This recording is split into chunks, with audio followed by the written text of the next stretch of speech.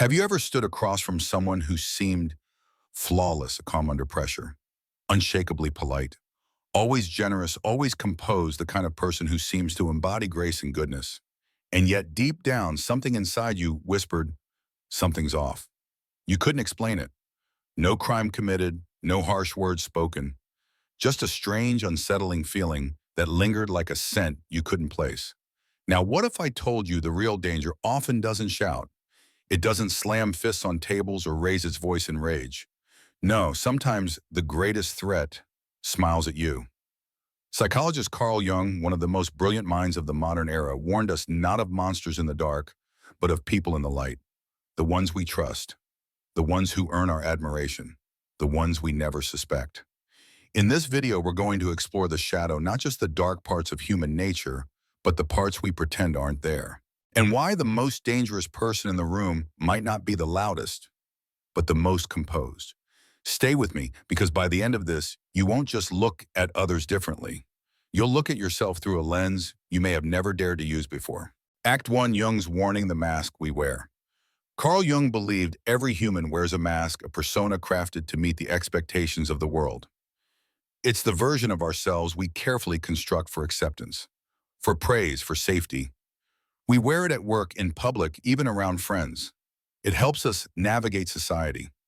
But behind that polished surface lies something far more raw and authentic, something Jung called the unconscious, and hidden within the unconscious lives what he called the shadow. Now, don't get it twisted. The shadow isn't inherently evil. It's not some demonic force waiting to sabotage you. It's simply the collection of traits, impulses, emotions, and truths we've been taught to suppress. Rage, jealousy, lust, ambition, grief, even brilliance.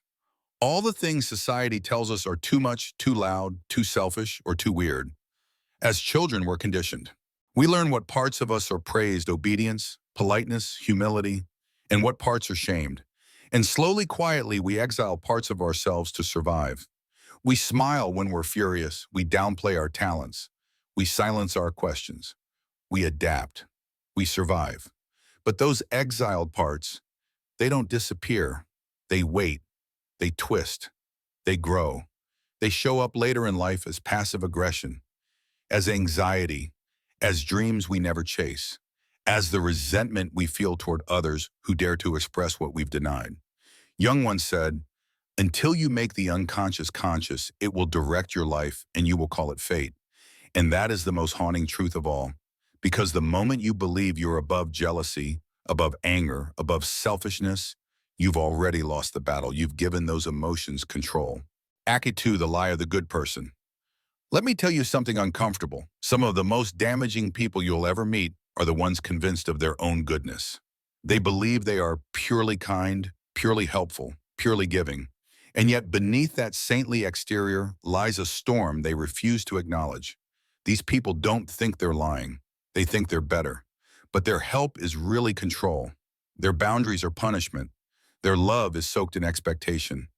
They don't manipulate others. First, they manipulate themselves. Jung called this a kind of spiritual illness. A war between the persona, the mask, and the shadow, the truth.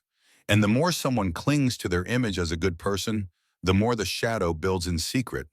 It begins to leak in sarcasm, in martyrdom, in subtle blame games dressed as concern. It's not the villain with the sword we should fear.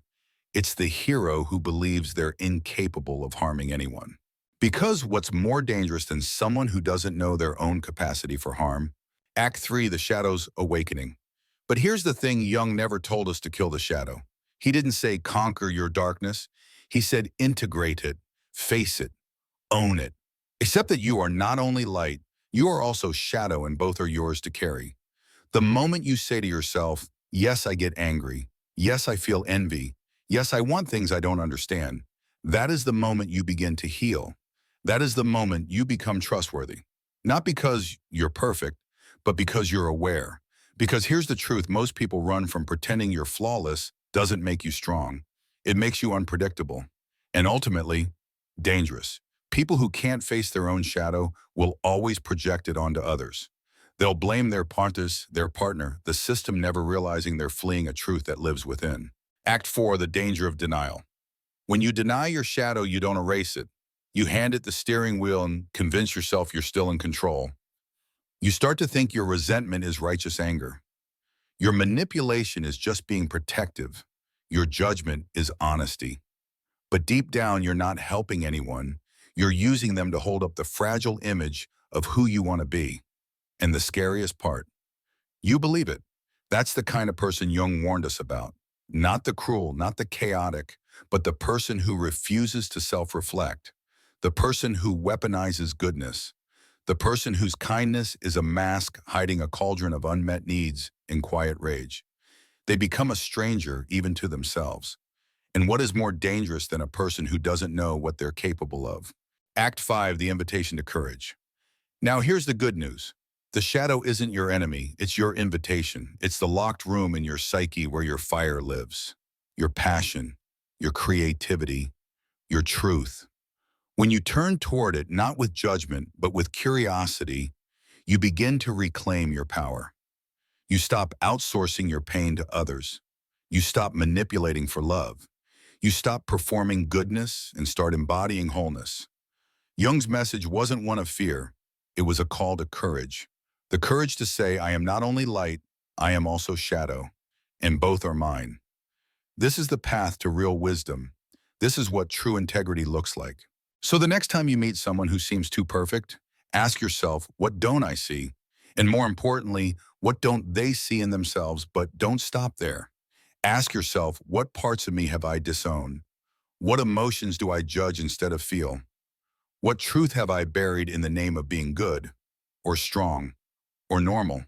Because the deeper we look into others, the more we are called to look into ourselves. And if this message struck a chord, if it made you rethink someone in your life, or maybe your own reflection, then please consider subscribing to Mental Dose. Join our Telegram community. We're not here to hand out surface-level advice. We're here to explore the depths of what it means to be human, shadow and all. Until next time, remember, the most dangerous person isn't the one who feels their darkness. It's the one who denies it. And the most powerful person, that's the one brave enough to face it.